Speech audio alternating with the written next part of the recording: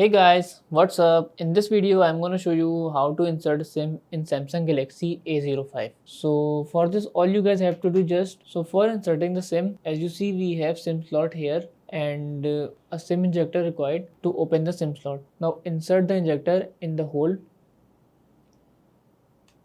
so that the SIM slots come out.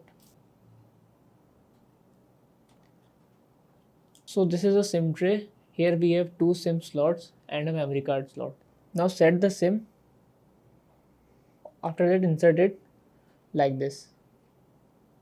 So as you see now, SIM signal is now appear. So that means the SIM is insert now. So this is how we can insert the SIM in Samsung Galaxy A05 device. And guys, if the SIM signal doesn't appear, that means your phone required the restart. So just restart your phone or reboot your phone so the SIM signal will be appear. So that's it about the video. If this video helped you guys, kindly like the video and follow us for more tips and tricks. See you guys in next video. Take care.